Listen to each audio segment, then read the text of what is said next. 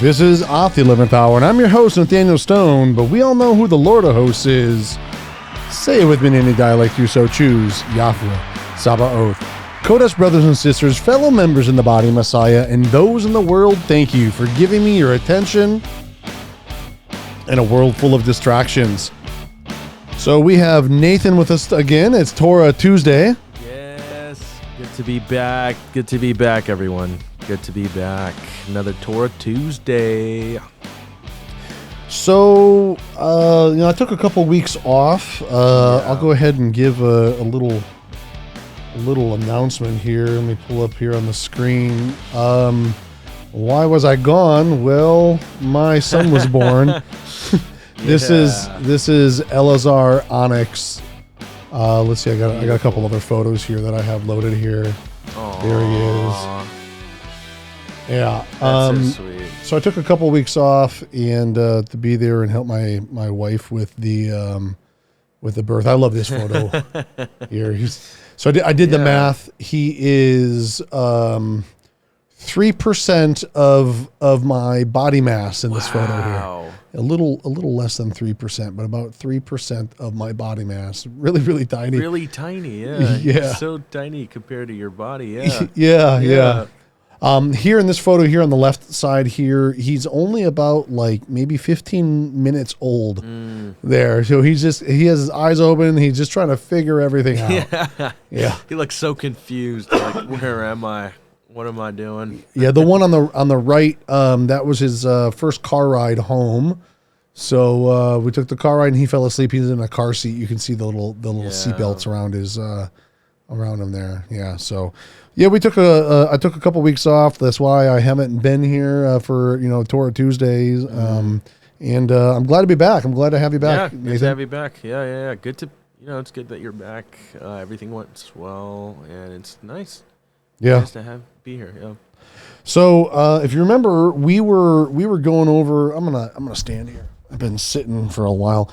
We were going over the holidays is what we were going through. Yes, the biblical holidays. That's pretty much from what I remember. Yeah. It's been a couple weeks, and I know I'm going to put you on the spot a little bit here. I'm pointing here to the menorah behind me. Mm-hmm. Do you remember what holidays do you remember? There's 7. The 7 Moedim. Yeah. Remember? Yeah, the Moedim. So there is.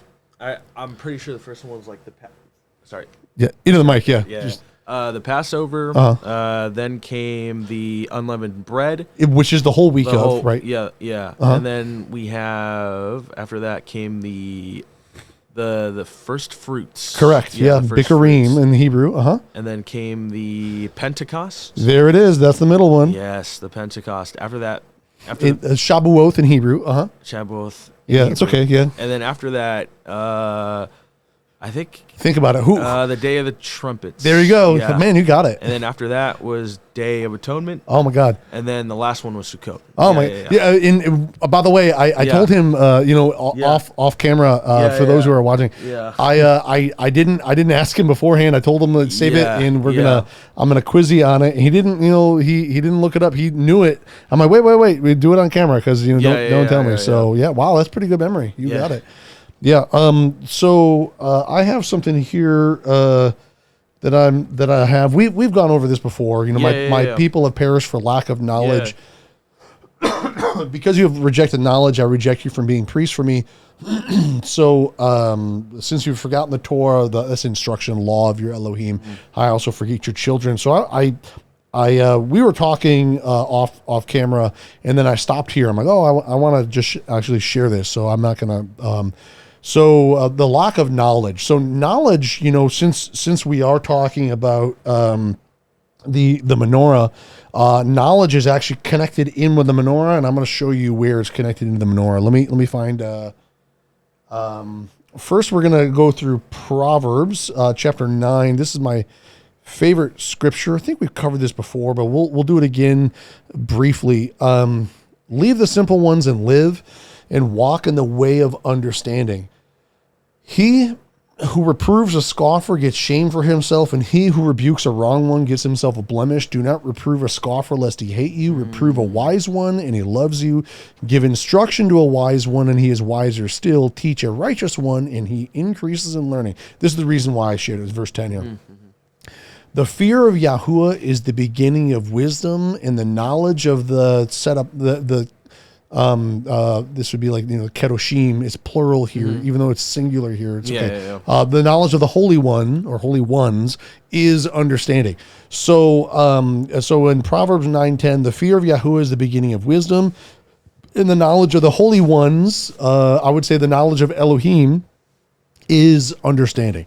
So I wanted to share that this word wisdom and this word knowledge and this fear and this understanding.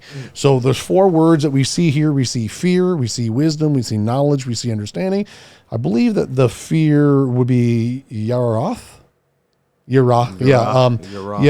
In Hebrew, and then wisdom is 𝐉𝐄𝐄. 𝐉𝐄𝐄. That's a chet in the beginning. Yeah, right. In the end, and then a knowledge is da'eth.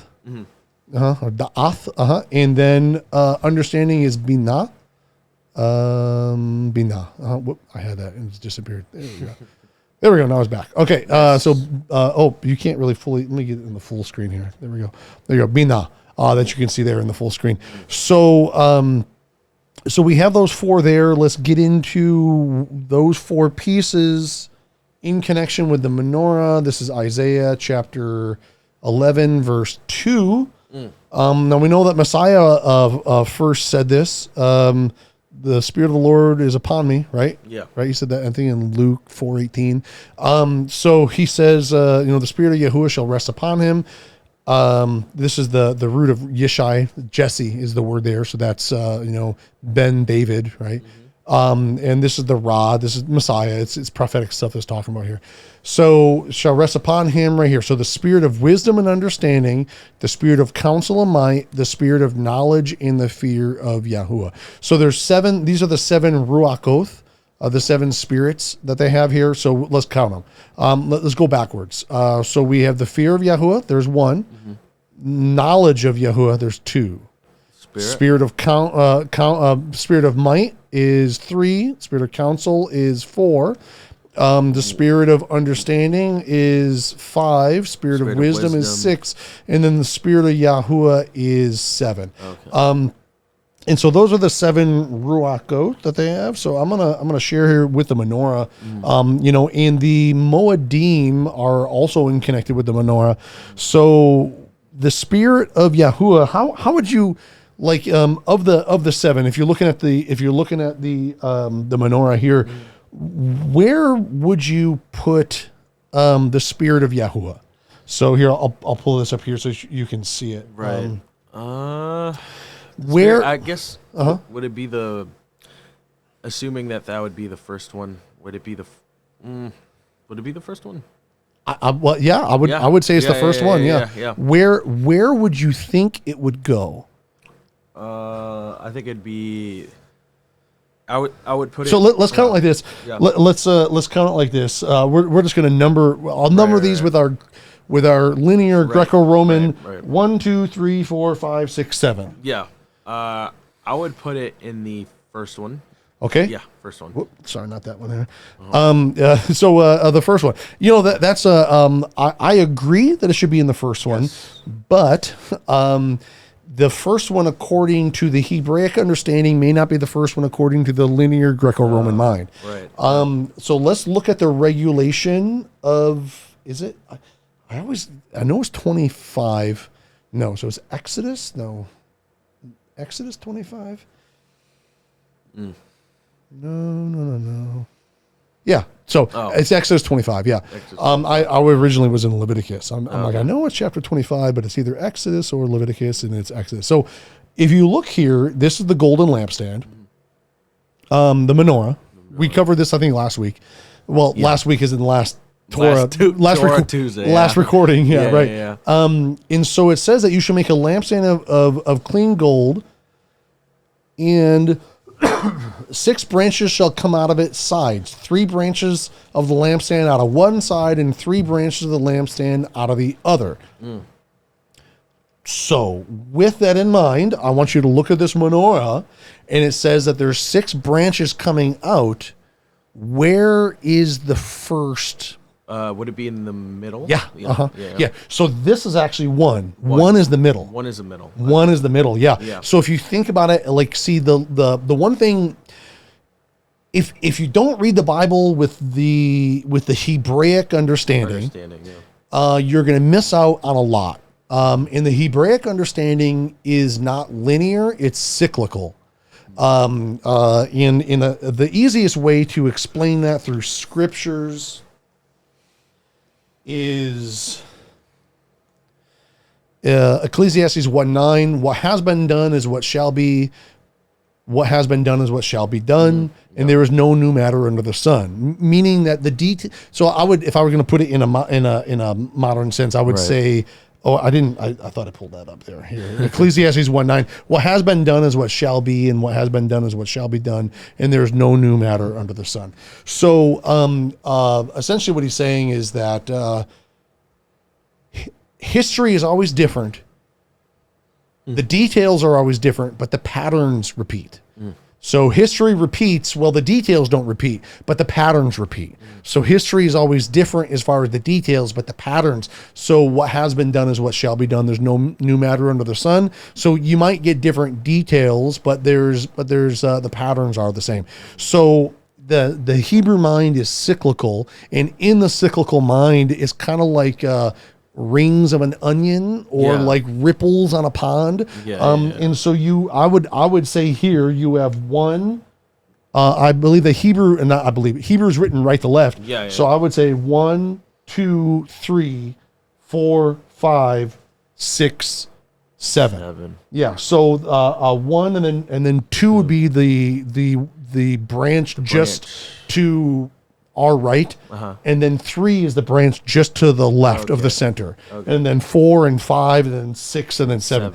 So let's look at that in let's look at that here in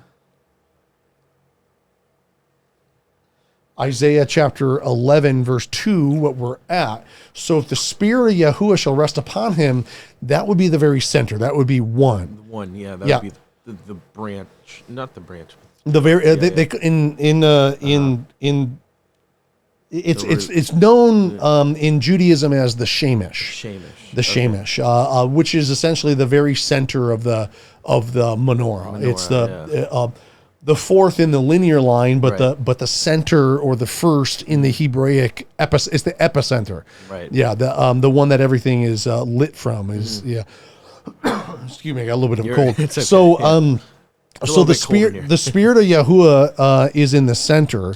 So the spirit of wisdom, I would put that and understanding. If I were to put that, I would put it here. So I'd put the spirit of Yahuwah in the center, and then wisdom to the right, and then to the left I would have understanding. And then here I would have counsel, and then here I would have might, and then here I would have knowledge, and here I would have fear. Now, what is that scripture that we read in Proverbs 9:10? Is that I want to get it exactly as we read it. Let me find in our history where we're at.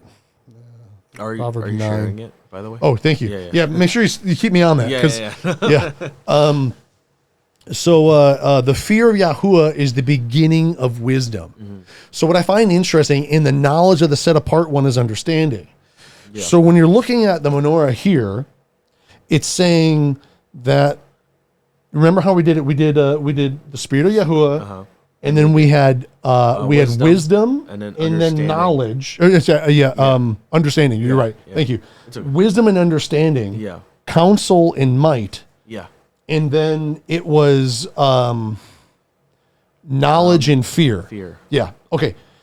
So if you look at it, the beginning of the fear of Yahuwah is the beginning of wisdom. So if you see how it kind of crosses over, so it's like it goes. If we count it like this in the linear Greco-Roman understanding, 1, 2, 3, 4, 5, 6, 7, it goes from 1 to 5. Right.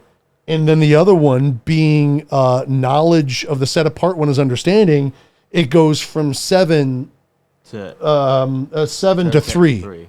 Yeah, so it kind of like has like a weird, like not weird, but it has like a crossover. That you see there. So you have fear is the beginning of wisdom, and then knowledge of the set apart one is understanding.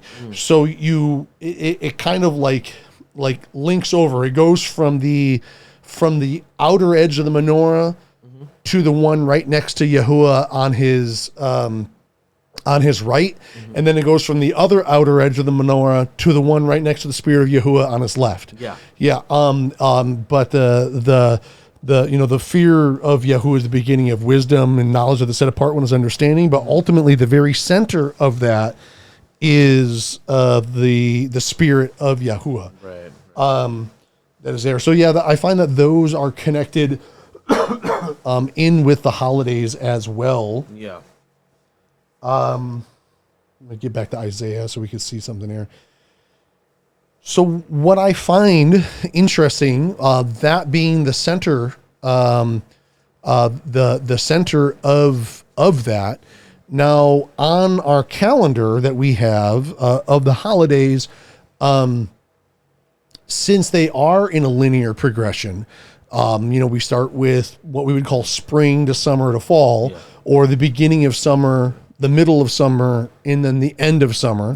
Basically the summer holiday cycle that we covered from last Torah Tuesday.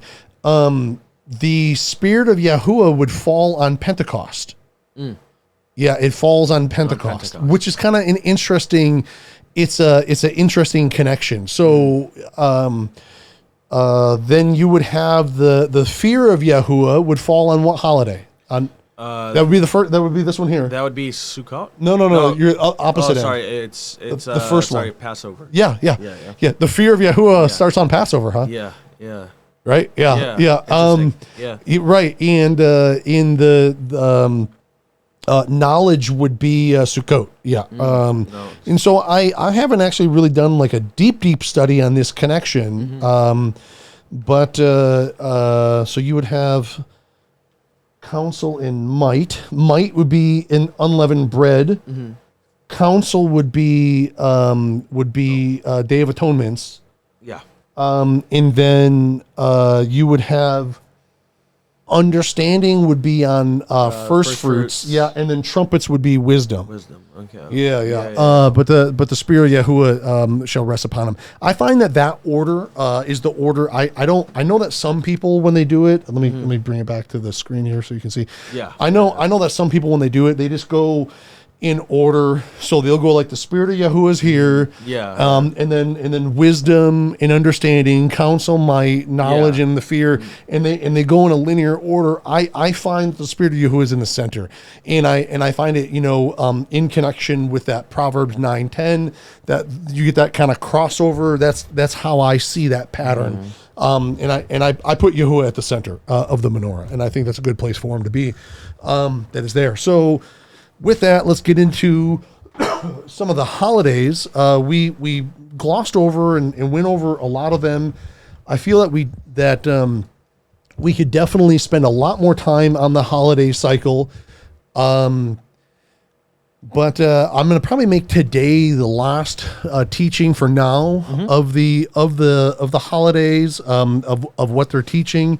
Because I want to move on to next week. I want to get into like some of the set apart names. Okay. Why I call him Yahuwah, why I call him Yahusha, Yeshua. Instead of Jesus and the Lord. And I feel that it's kind of time for that training to come about. But before we do, let's kind of get into some more understanding on the holiday cycle. Now, I think where we left off, we kind of briefly covered some areas. Did we cover excuse me. Did we cover the fast? Oh, that's why I can't find it. I feel like we did. Yeah. I think we went over like the fasting. Where he talks about the fast had ended. Where was it in 26? Because I don't have my notes. No, it'll be here. Let me just type it in here. And just in the book of Acts, 27. Oh, I was right there. I just didn't go far enough. Yeah. Okay, did we cover this? Why it fasted with a capital F? No, actually. Oh, okay. Yeah. No, this is yeah. Yeah. Okay. Yeah, because we I feel like we stopped kind of like in the midway point. On Pentecost, I think is where we stopped. And I was showing you that the apostles were keeping the feast days, the Moedim, long after Messiah died, resurrected, and ascended into heaven. Now, in Acts 27:9, just kind of it's just kind of mentioned briefly in there. Yeah. The I think this is the shipwreck that happens here around here, and they're saying that much time hath passed, the sailing now being dangerous because the fast was already over. Shaul advised them, and then to go on from there. So, what fast are they talking about? Let's look this up in the Strongs here. And so they're saying, fast from abstinence, so voluntary and religious. The fast, and look what they say here, right there. Fast, Day of Atonement. Yeah, you're right. Yeah. So most scholars believe that he is talking about the Day of Atonement that is here. And you can see here in the fire definition, they're saying a voluntary as a religious exercise, and then here it says that the public fast was as prescribed by the Mosaic law and kept yearly on the great Day of Atonement, the 10th of the month of Tishri. Yeah, so, this is the Day of Atonement. Yeah. And I would say that it's more of like, let's see what word is there, nesthia?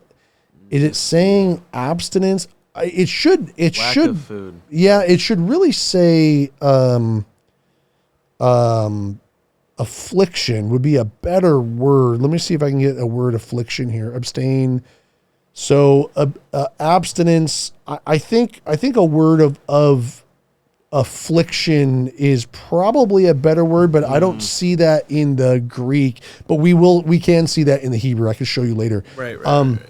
But most people believe here, and I agree, I believe also that this fast with a capital F, this is the Day of Atonement. So he's keeping the Day of Atonement decades after Christ died, resurrected, ascended into heaven. So if Christ came here to start a new religion of Christianity, then why are they keeping this fast? Yeah. Why are they keeping the Day of Atonement?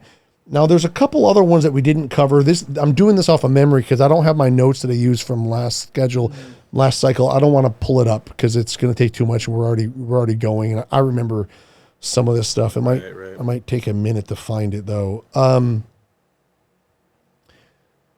Again, here, he's hurrying to be at Jerusalem, if possible, on the day of the festival of Shavuot. That's Pentecost. Right. Yeah, the week of Feast of Weeks is where it's at. So here he is, right. Again, long after his resurrection, and he's still keeping these Moedim that is there. And so what's interesting is that since he's trying to keep here, let's look at what the King James says. The King James says the day of Pentecost. Right.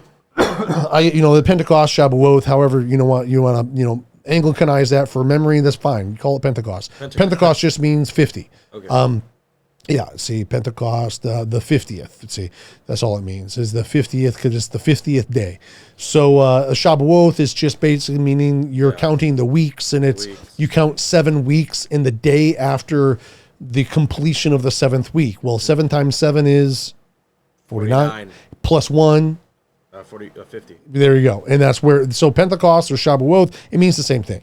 So the interesting thing about him keeping Pentecost here in Acts 20 verse 16 is, in order to keep Pentecost, you have to keep the Sabbath, because the Sabbath is counting, you're counting the Sabbath cycle.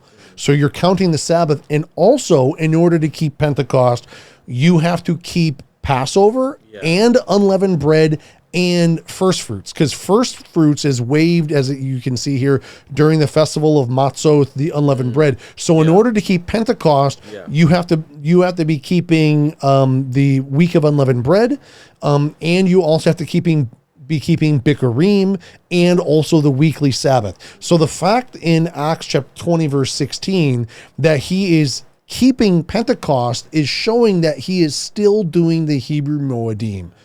So the question remains, why aren't we doing that today? That's a good question. It's a very fair question. And we're not doing it because, long story short, wolves in sheep's clothing have entered into the flock and taught us nothing but lies. And that's, where we're at now. We aren't saved by us keeping Passover or the Sabbath and stuff like that, but by lack of knowledge, those who reject knowledge, he rejects us from being priests, as we covered in the beginning of this teaching here and in other teachings. So, if it's proven that they're keeping the Moedim in the book of Acts alone, as well as in other places, then why shouldn't we still be doing these things? And remember what we covered we're going to come back to Acts right now, but remember what we covered in Colossians, chapter 2, verse 17, I think was what it was. Remember, these are a shadow of what is to come. Remember these festivals and these Sabbaths, these new moons, it's a shadow of what is to come. And I shared with you, even though Messiah did fulfill, Passover and unleavened bread, and, he rose on first fruits, and there's also, Pentecost, which is Acts chapter 2. I can make a very strong case that Babylon the Great in the future falls right around a Passover. Or on Passover. There's just like Egypt fell on Passover. And just like Sodom was destroyed on Passover. I believe that it's in a separate teaching. This is Revelation 11. I'm not going to get deep into this, but this great city being connected with Babylon the Great is spiritually called Sodom, that in Mitzrayim, that's Egypt in the Hebrew tongue. So is spiritually called Sodom in Egypt. What happened on Sodom was there was an Exodus level event and a destruction. What do they call it? The ELE extinction level event, right? The city went through an ELE, right? And so did Egypt. It went through an ELE, right? It wouldn't be completely extinct, so that might not work for that. But still, there was a destruction level event that happened on Sodom and on Mitzrayim, on Egypt.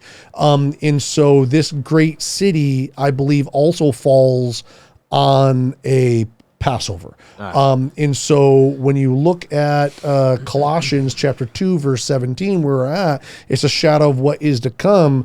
I believe that, we'll go there too. Sorry, the Ruach is telling me, hey, check out this verse. Check this out. And I'm like, I forgot about that. And so here, they call this second Exodus. There's a bunch of second Exodus chapters, verses, but therefore see the days are coming, declares Yahuwah, when they shall say no more, as Yahuwah lives, who brought up the children of Yasharal out of the land of Mitzrayim, but as Yahuwah lives, who brought up and led the seed of the house of Yasharal, Israel, out of the land of the north and from all the lands where I had driven them, and they shall dwell on their own soil. This is reference of a second Exodus that is there. I think Joel chapter 3 discusses this also. Let me find Joel here. I'm moving a little bit quick, but you can keep up. So in Joel 3, where's it at in Joel 3? I shall gather all nations, cast lots for my people. I turn back the captivity right here of Judah and Jerusalem.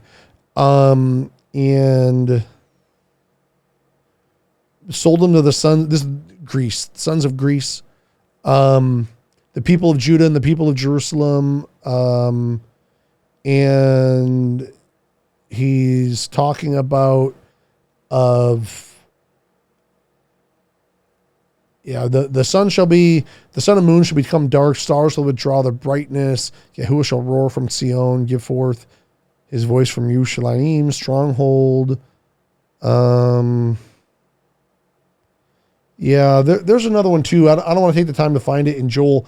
I know that there's one down here. Everyone calls upon the name of Yahuwah shall be delivered. And this is Acts chapter 2, by the way, that Peter quotes, Kepha quotes. I believe this is actually this is pointing to Pentecost, is what this day here is pointing to. But still, I'm getting a little bit off track. So let me get back on track here. In Colossians chapter 2, verse 17, it says that these matters are a shadow of what is to come. So not only do we see, like Pentecost events prophesied in the future, we see Babylon the Great, I believe, falls on a Passover in the future, which is when the second Exodus happens in the future. We in these festivals and these new moons and these Sabbaths are pointing as a shadow of what is to come.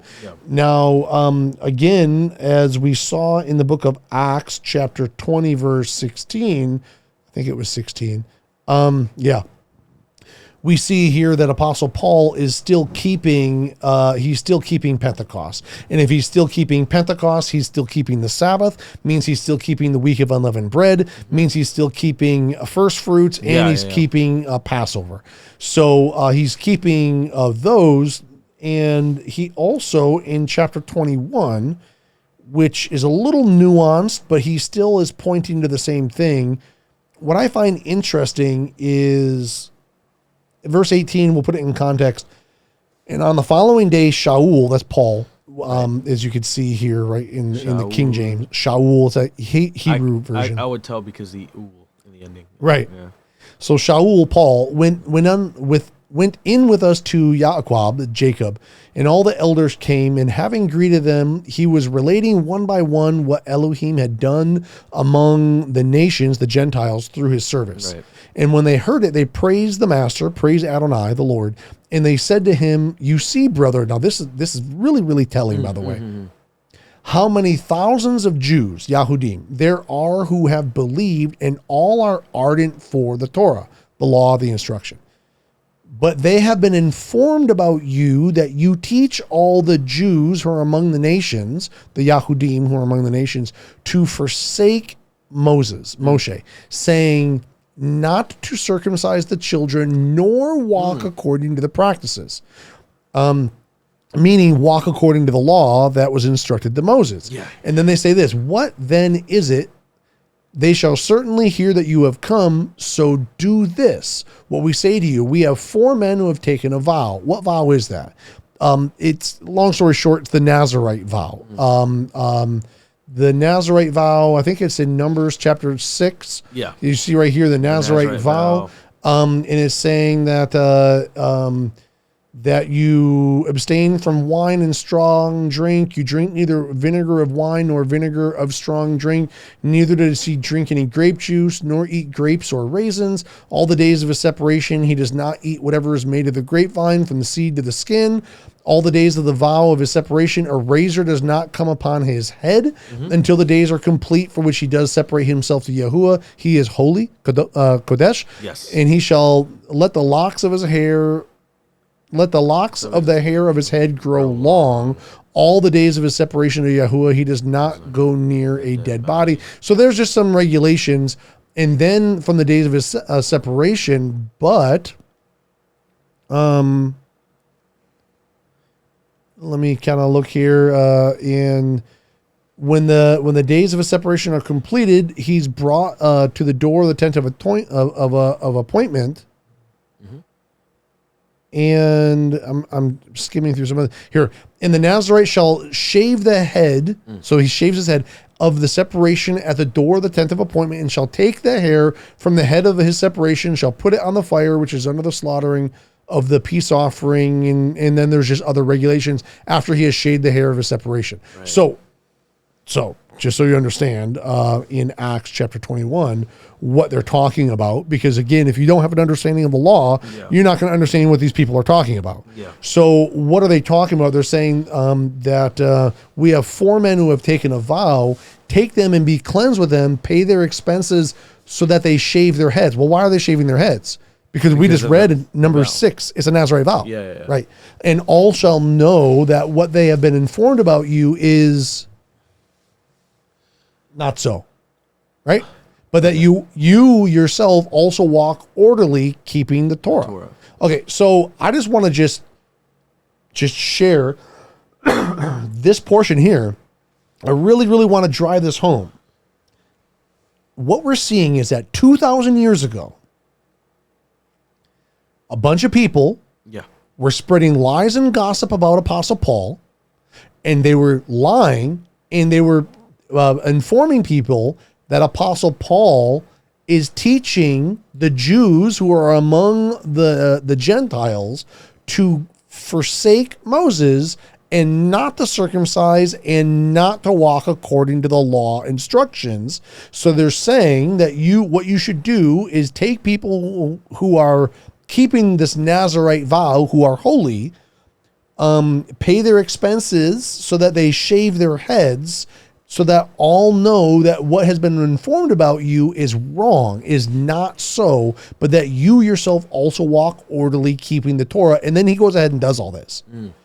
So he does all. So what's interesting is that we're seeing the same. There's nothing new under the sun, right? What has been is what shall be. So what we're seeing is a pattern from 2,000 years ago that Apostle Paul has been given a bad reputation, that he's teaching people not to keep the law of Moses, but it is not so, in that he actually does, and that he is keeping the law, and he goes ahead and does it. Now, if that's not enough, Paul himself says it verbatim. This is him saying he's on a court case here. He's before Felix at Caesarea. He is, Tertullius is the prosecutor.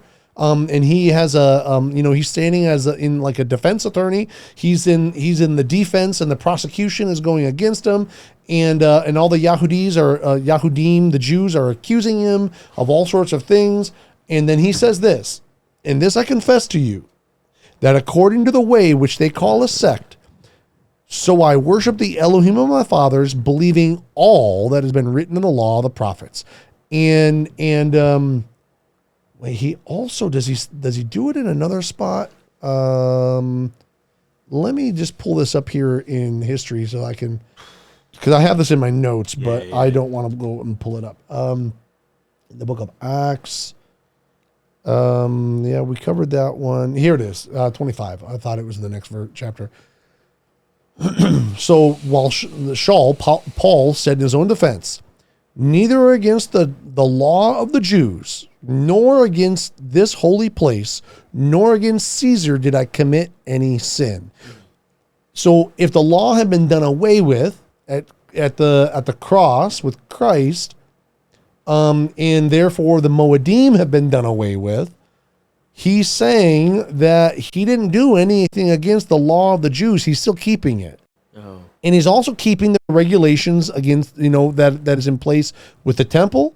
And he hasn't broken any Roman laws either, is what he's saying. And then I think in chapter 28, he says some more things. Let me try to find it here.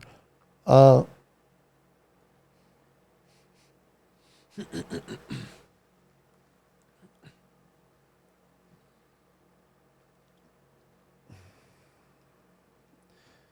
think it's right here.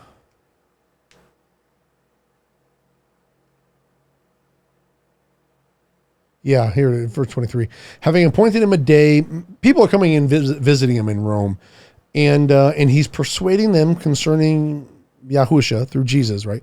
From both the law of Moses and the prophets. So he's teaching from the law of Moses and the prophets. Now, it's interesting that he's using the Old Testament to talk about Christ, because they don't have the New Testament, right? It hasn't been compiled yet. And he's teaching them from the law about Messiah. And so he's still keeping the law. So I just, in one other thing before I switch gears here, we've covered this before, but I wanna, repetition for emphasis in 2 Peter chapter 3, verse 15 through 17. Peter 𝐉𝐄 is talking to his congregation, and he's calling Paul, our beloved brother Paul, and he's saying that he was given wisdom.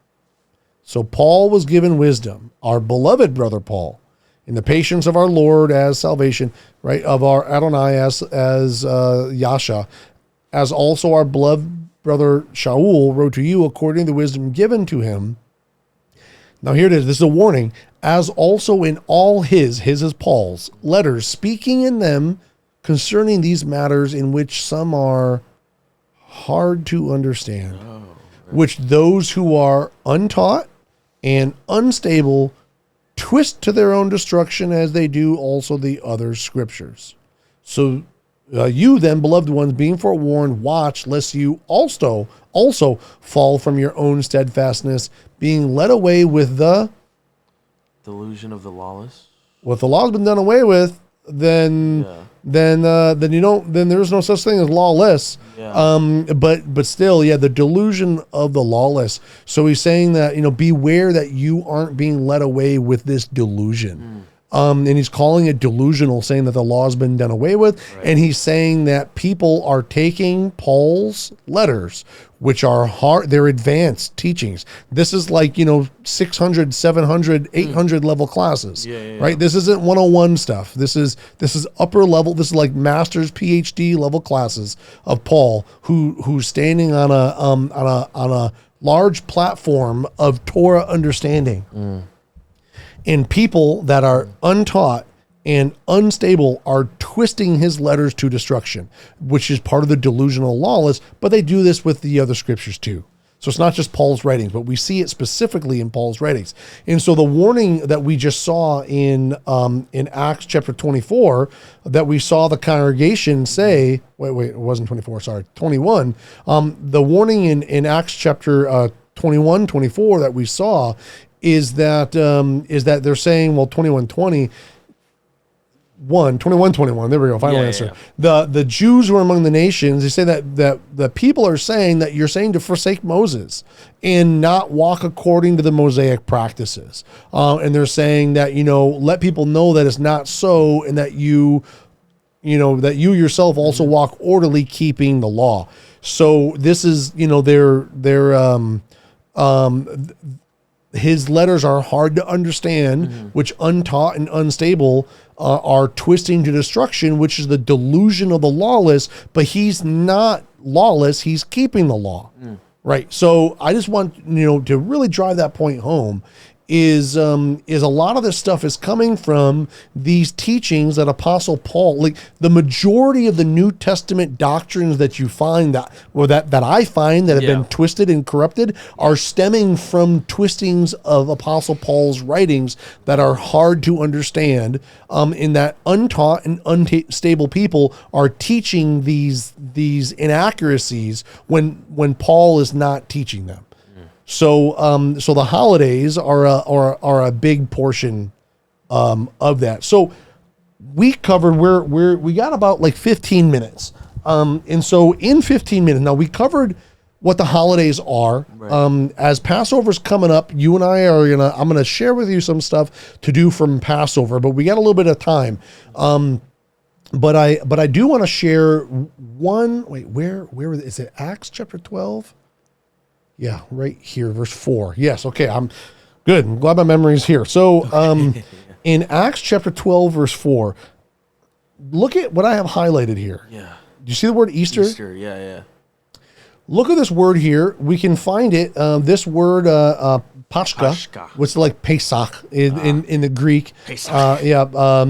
Pasach, right? Pasach. Yeah, but Pesach is Passover. in the Anglicanized English version, Passover. And in the King James, this word, G for Greek, 3957 is the numerical order of the word, in alphabetical order, I should say. And so this word occurs 29 times in the Greek New Testament. 28 times it's translated as Passover. Matthew 26:2, Matthew 26. We can look at. I'm not going to read every verse. But 28 times. Wow. But the word Easter, one. And that's where we're at right here, Acts chapter 12:4. So I would say to people, because we're talking about the holidays, and Easter is coming up here. I will tell people Easter is not found in the Bible. And then, someone who's, done a moderate amount of studying might say, no, it is found in the Bible. Well, where? And then they'll go, oh, well, Acts 12:4. And I'm like, oh, show me. And then they show you in Acts 12:4. And I was like, well, let me show you the interlinear, because in the interlinear, that word is translated as Passover 28 times, but in only one spot is translated as Easter. How do you translate what gives them the authority to turn that word Passover into the word Easter when that's the only one that is there? So what King James essentially did, it's always King James. I have a saying, all Bibles are gold. Yeah. But just as gold comes in different carats, different translations are different quality carats of gold. In certain verses of a golden translation of Bible might be of a higher carat quality than others. Well, right here we see a flaw. This is a flaw. Yeah.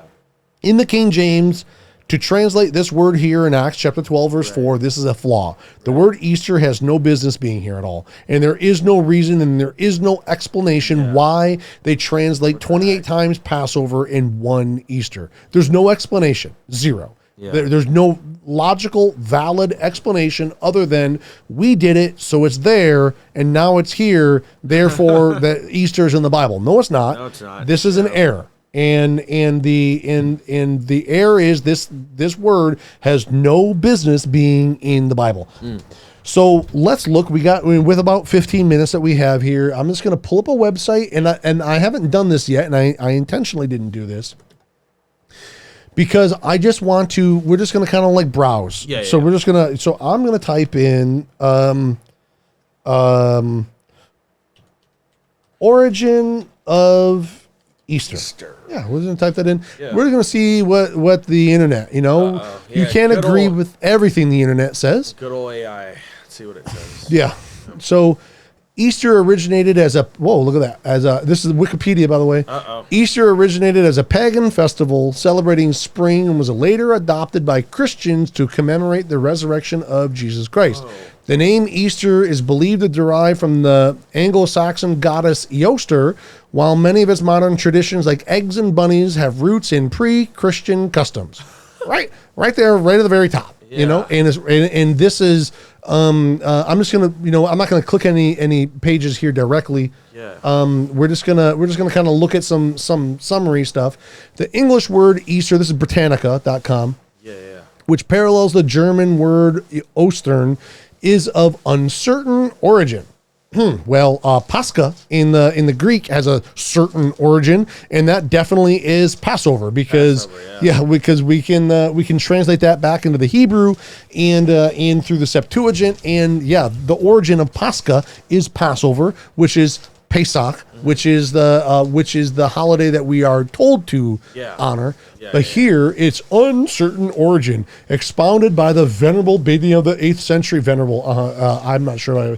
That was derived from Eoster or Eostre, an Anglo-Saxon goddess, possibly associated with spring and fertility. The origin of Easter customs, ancient origins, pagan origins of Easter. The most widely practiced customs on Easter Sunday relate to the symbol of the rabbit, Easter bunny, and egg. As outlined previously, a hare was a symbol associated with Eoster, representing the beginning of springtime. Likewise, the egg, fertility. Okay, so, and if you want to look at this, let me kind of see if there's any more here. So learn how Easter, a Christian festival marking the resurrection of Jesus Christ, evolved from ancient pagan spring rituals and became a global celebration. Discover the origins of Easter, symbols, customs, and diverse ways of observing the holiday across cultures and continents. You see what they've done here? Yeah. They've turned Christianity into nothing more than another mutation of ancient pagan customs. And so, you know, I agree and disagree. Yeah. And I agree that the Romanized rendition is definitely an amalgamation of pagan holidays, but not the biblical version, because according to the scriptures in a number of places, I'm going to pick out one in particular, Deuteronomy chapter 12, not 28, sorry, 12:28, not 28. In Deuteronomy chapter 12, verse 29, when Yahuwah your Elohim does cut off from before you the nations which you go to dispossess, and you dispossess them and dwell in the land, guard yourself that you are not ensnared to follow them after they are destroyed from before you, and that you do not inquire about this is the word gods here. Right. Yeah, see, they're gods right here. I'm highlighting. They're mighty. Yeah, mighty ones, gods, Elohim. Yeah, in the negative sense, right? They're false gods, and let me do so too. So he's saying, basically, say that you do not inquire about their false gods, their gods, saying, how do these nations serve their gods, and let me do so too. So we're in do not do so to Yahuwah your Elohim, to the Lord your God, for every abomination which Yahuwah hates, they have done to their gods. For they even burn their sons and daughters in the fire to their gods. Wow. Yep. All the words I'm commanding you, guard to do it. What does this say? Oh my goodness, right? Do not take away from it. Do not add to it nor take away from it. Yeah. And that's found in 4 spots, and that's your Revelation, right? Anyone adding, going to add, anyone takes away is going to be taken away from the book of life.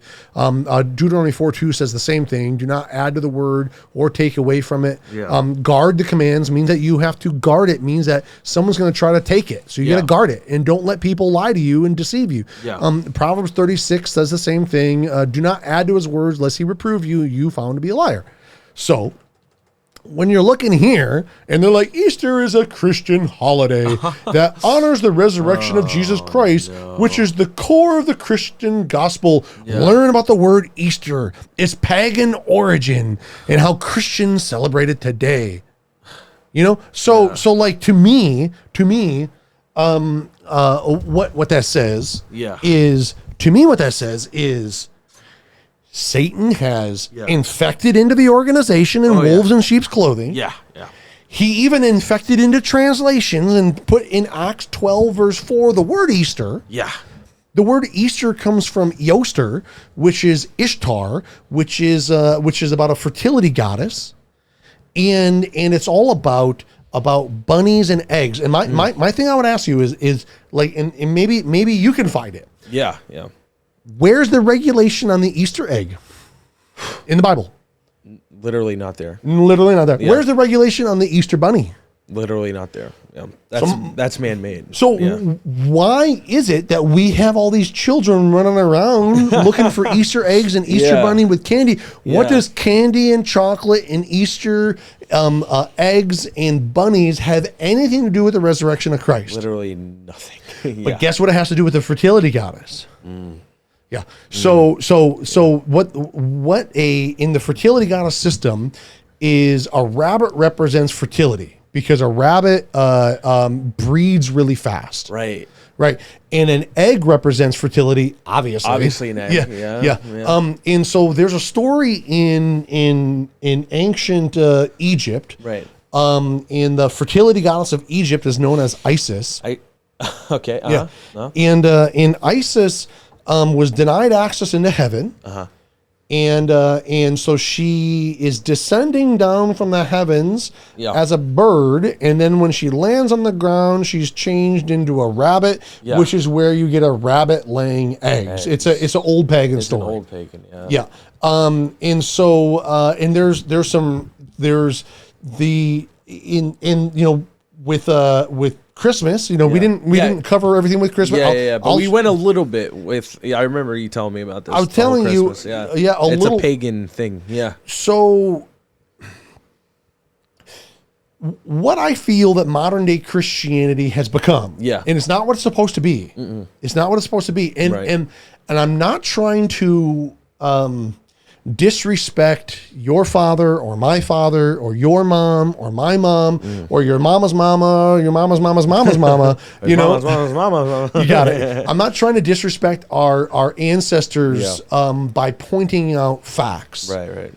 But the prophecies do state that wolves are going to enter into the assembly, wolves in sheep's clothing, and there's going to be a falling away that's going to happen. Right. And we're going to serve other gods of wood and stone that our forefathers haven't known. Tons of prophecies. We're going to run out of time if I don't get going. So what I want to just share is that I'm not trying to disrespect the heap of Christianity out there for what they're doing, but I am going to be factual here. Mm-hmm. And what I see modern day Christianity as is there is a high concentration of sun god worship. I see high concentration of sun god worship and sun goddess worship mixed into Christianity. I can point to you some stuff about Islam and a whole different set of problems with Islam, with Judaism and a whole different issues, and with all the false god religions about what the Bible says. Yeah. But with Christianity, because this is the ones that we're familiar with more so than others, is that the pagan sun god system. Looking at the time here, we have a little bit of a minute shortly, and we're going to cut loose. The pagan sun god system, their two biggest holidays of the year is the conception of the sun god and the birth of the sun god. And the conception of the sun god is the Ishtar festival. It's the Easter festival. And it represents the birth, the conception when the sun god is conceived. Now, in the Bible, we find let me find it here. It's Ezekiel chapter 8. I don't remember the verse specifically. Look for the word Tammuz. By the there way, it is. You're not sharing your screen. Sorry. Oh, yeah. Thank you. I'm glad you do that. I'll forget sometimes. So in the word here in Ezekiel 8:14, this word Tammuz is here. It's the only spot you find this word here. Who is Tammuz? Do you know? Tammuz? If you don't, it's okay. It's not most people might not know what it is. Weeping for Tammuz. I have no. I would assume it's a god of some sort. Yeah. Let's look it up. Yeah. Tammuz, right here. A Phoenician deity, uncertain. The sprout of life, right? Sumerian deity. I would agree, Sumerian more than Phoenician. Right. Of food or vegetation. So Tammuz. So they're weeping for Tammuz that we see here, and so. Here, let's find out. Hey, Mr. Internet, let's look at who is Tammuz. I know the answer, by the way, but that's good. Right? Yeah. I don't. The audience probably doesn't. Who is Tammuz? Tammuz, god of fertility. Interesting about that. Powers for new life and nature in the spring. Derived, here it is. Tammuz was a son of Nimrod. I would agree right there, son of Nimrod. Tammuz was a god of fertility. And so the story is, and here it is right here. Tammuz, known as Dumuzi, the name of a ancient Near Eastern deity, best known for his patronage of herdsmen, romantic entanglement with Inanna.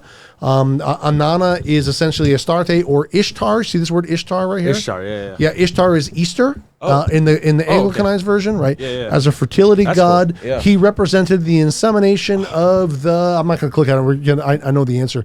So who is Tammuz? Tammuz is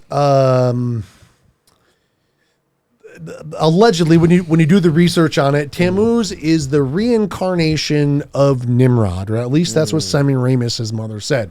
Who they change in many different cultures. They change the names And they changed the name of the different gods and goddesses, but the stories have a lot of similar roots and connections with it. Yeah. So Tammuz in our language today would represent. I don't want to say something wrong here. Tammuz would be representative of Zoroastrianism. So Zoroaster or Zoroastrianism means like the seed of the sun god, essentially, is what it represents, and it's the reincarnation. So what happened was Nimrod was killed, and then Tammuz was claimed to be the inception of Nimrod. He was immaculately conceived, as a reincarnation. She just became pregnant of his own, kind of like a false messiah, kind of immaculate birth, But so she made this claim, and then Tammuz was born, and then Tammuz was killed. Tammuz was killed by a wild boar. And so what they did is that they would have 40 days of weeping and lamenting, which is where weeping for Tammuz comes, has to do with, and today the culture that turns into is the 40 days of Lent. So the 40 days of Lent has to do with the 40 days of weeping for Tammuz, and then at the end of the weeping for Tammuz, they have a giant pig roast on the Ishtar Easter festival. So what Easter essentially has is today. Here, let me get here. I just found another headline. Again, like I said, I specifically didn't load these up with websites. I just want to just randomly find them, just so as we're live recording here. Tammuz, the Mesopotamian god of fertility. He was the son of Enki. Most people connect Enki to Nimrod, by the way. The god of water, worship of Tammuz, centered around two yearly festivals, one in the early spring, in which his marriage to the goddess Inanna, he married his mother, by the way, and the fertilization of nature, and weeping for Tammuz. So what Easter worship is it's connected with the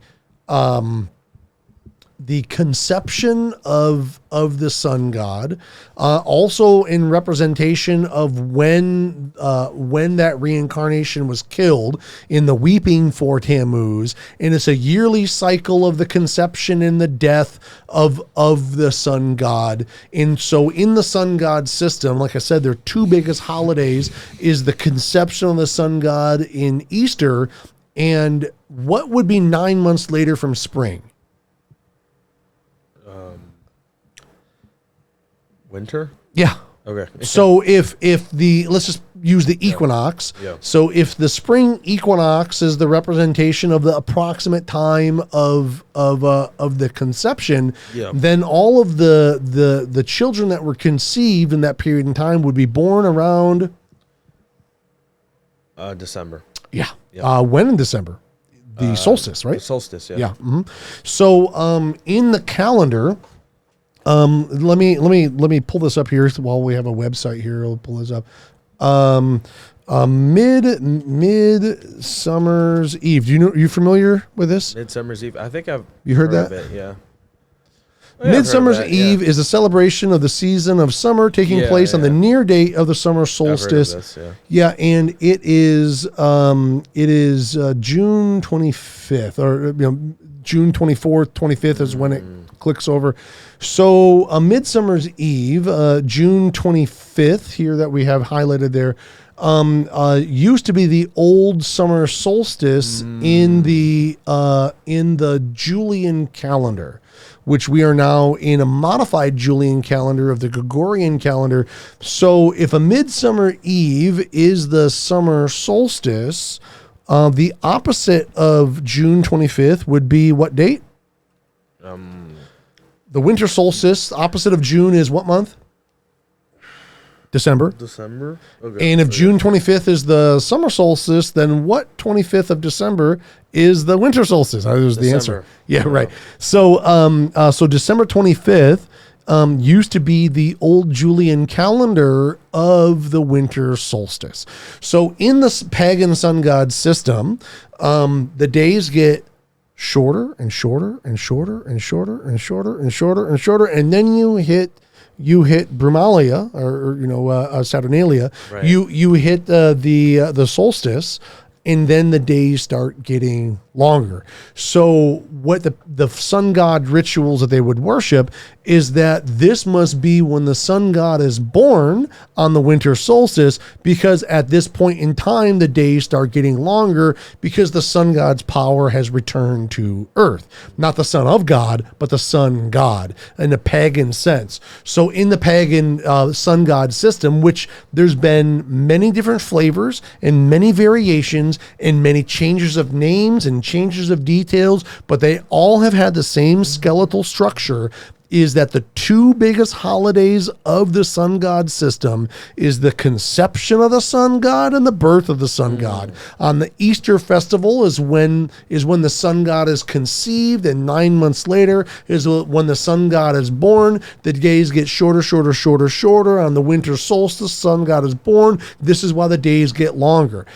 Do you find it interesting that Caesar Constantine, being a sun god worshiper his entire life, had depictions of Apollo with his face on it, but in the image of Apollo, not only in the city of Rome, but also in Constantinople, on a large, like 100-foot statue, he put his face on the god of Apollo, representing that he is the representation on earth of Apollo, being the sun god.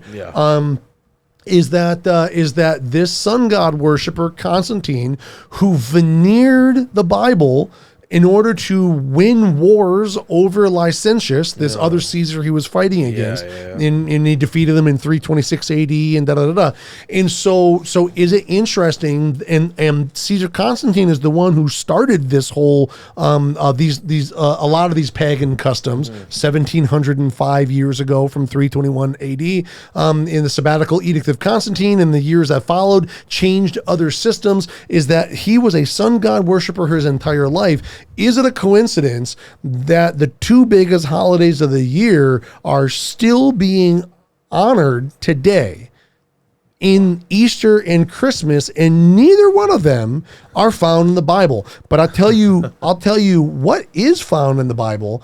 What is found in the Bible is in Leviticus chapter 23, the Moedim chapter that we went over, and we see the annual Moedim, starting with Passover and Matzot and, Bikurim, first fruits and Feast of Weeks, Pentecost, and we see, Yom Teruah that is there, and we see the Yom HaKippurim, and then we see Sukkot, Chag Sukkot. We see these festivals that are there, and we also see that these commandments are found, that they are a shadow of the things that are to come. But I tell you what, I can't find in the Bible anywhere. I can't find an Easter egg. I can't find a Christmas tree. I can't find the Easter bunny. I can't find the word Easter in a legitimate translation, a verse anywhere. I'm not saying the King James is not a legitimate translation, but I'm saying that it's in Acts 12:4 that the word Easter is illegitimately there. It is not a legitimate spot to be there.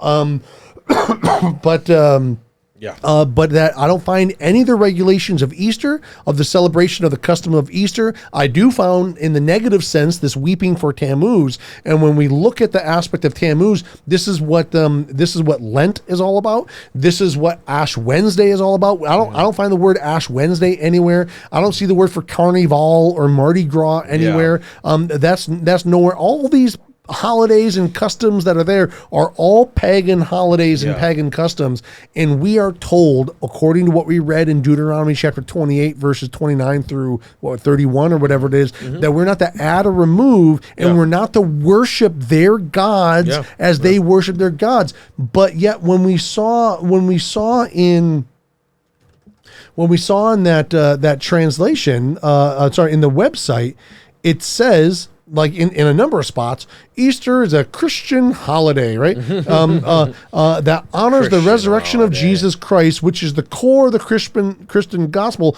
Learn how the word Easter, its pagan origin, and how the Christians celebrate it today. And there's a bunch of other stuff. Learn how Easter, a Christian festival marking the resurrection of Christ, evolved from ancient pagan spring rituals. So now they're saying that these holidays that are given to us from Mount Sinai, that the Father gave us and gave us as the institutionalization and our remembrance of the things to come, they're nothing more than other adaptations of pagan god holidays, which is disrespectful, and it's also inaccurate. Oh yeah. And it's a gross misinterpretation, misrepresentation. So if you want to say that Easter today that the Christians are celebrating has evolved from pagan customs, I would say yes, that's correct. Yeah. But if you want to say the biblical Passover is connected to Easter, no, it's not. No, it's not. And there is no Christmas, biblical Christmas that is anywhere. His birth was not in December 25th. I personally believe that he was born on Pentecost. And I think that he was conceived in Yom Teruah or Sukkot. He was conceived in the fall feast days, and 9 months later, his birth would have been around Pentecost. There's a study on that. I'm not 100% sure on that, but that I'm in a little bit of a minority on that aspect. However, the majority of people, they agree that he wasn't born on December 25th. This just popped in my head. Do you think we have time for a short little video? Yeah. Let's watch it. Yeah. Okay. I think that we watched some of this, but I feel like I want to pull this up. So just let me just get this here real quick. Hang on.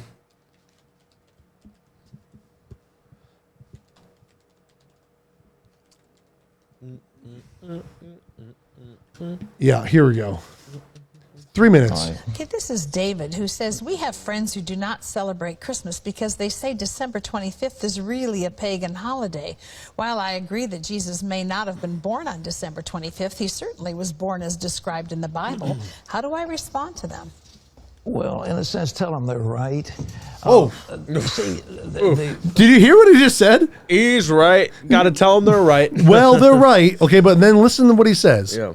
The winter solstice, a couple of days later, was the shortest day of the year, and the pagans had something called Saturnalia, and it was a time of lawlessness because all the laws were suspended. And on the 12th day of Christmas, my true love gave to me. It's 12 days of lawlessness leading up into Saturnalia. What the heck? Yeah. Yeah. People, a bunch of singers actually wandered the streets naked, singing, and Christmas carols developed. Sexual orgies. It was a mass. Okay. Easter too.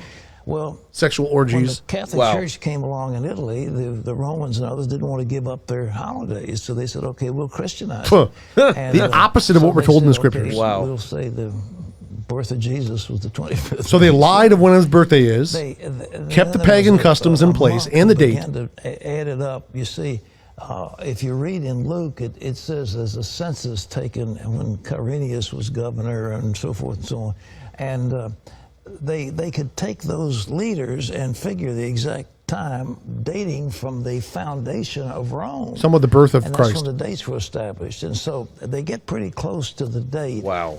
But he's saying it's the 25th. Shepherds were out abiding. He's saying it's not. It can't be December 25th. Yeah. So he even admits and knows that's not his birthday. I don't know. So what's I'm sorry. I don't mean to keep on. So what's flabbergasting to me? What's flabbergasting to me is that this guy who I could guarantee he knows his name isn't Jesus. It's not his name. His name, if you want to Anglicanize Christ's name, is Joshua. And I'm going to prove that to you next week through the scriptures. It's not a mystery. It's the reality of the situation.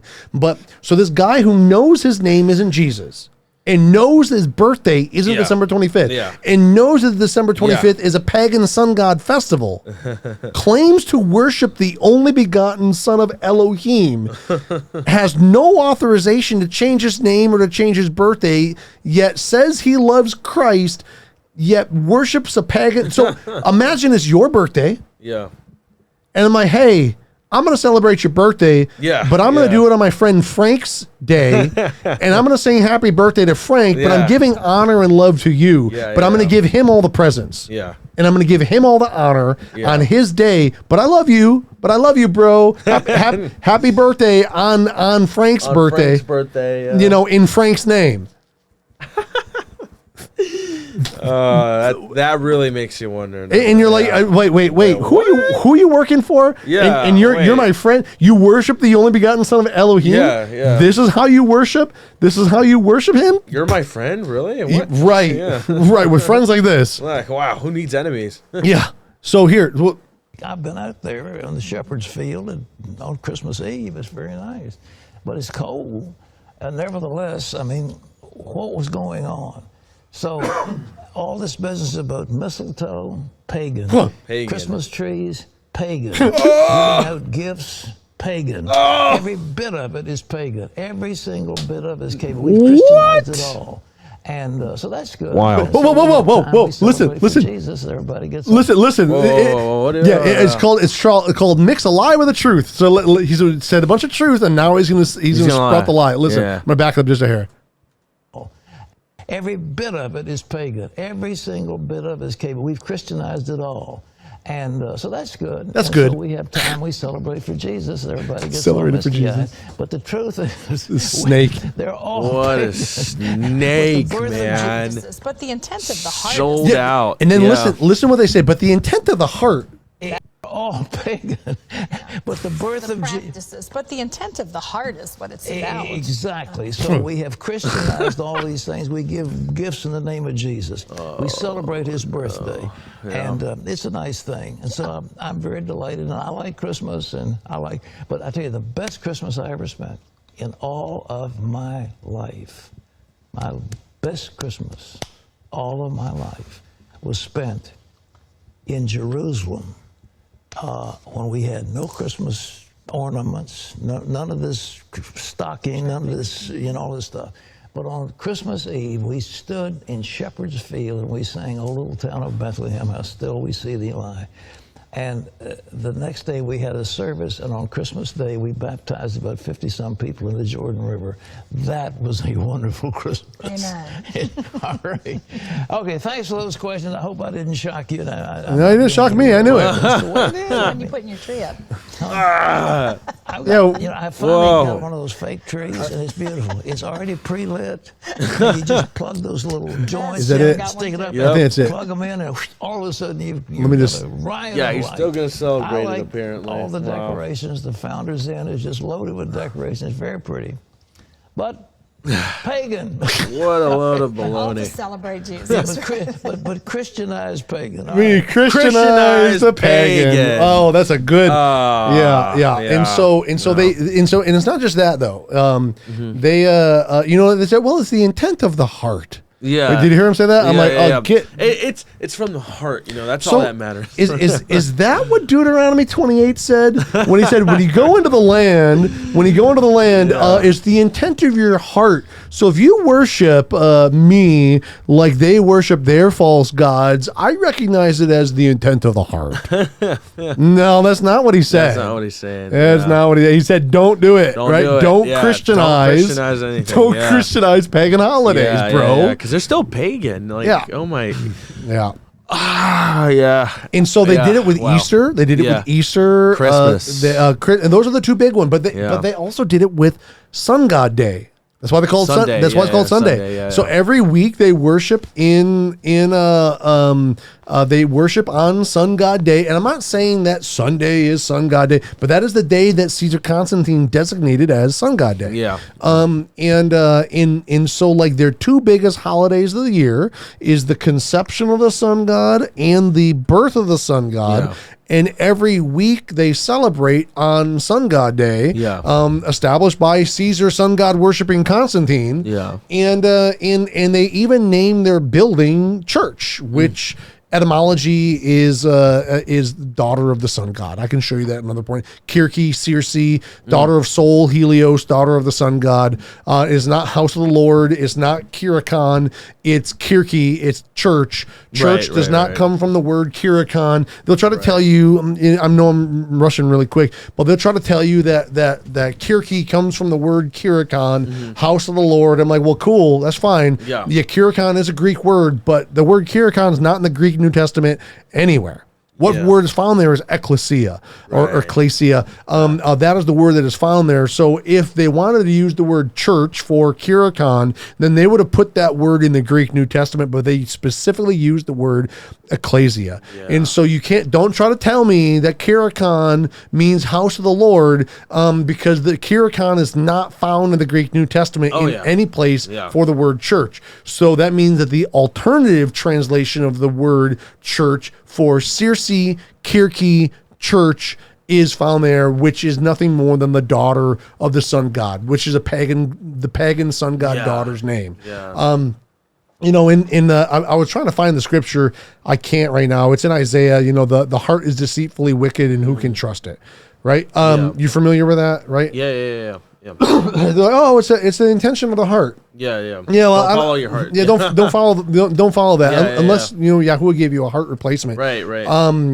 But still, it's I just find all that stuff problematic. So to kind of cut things short now, to finish things up, as far as the holidays go, not only have they removed us from the biblical holidays. Now, these are not just a holiday.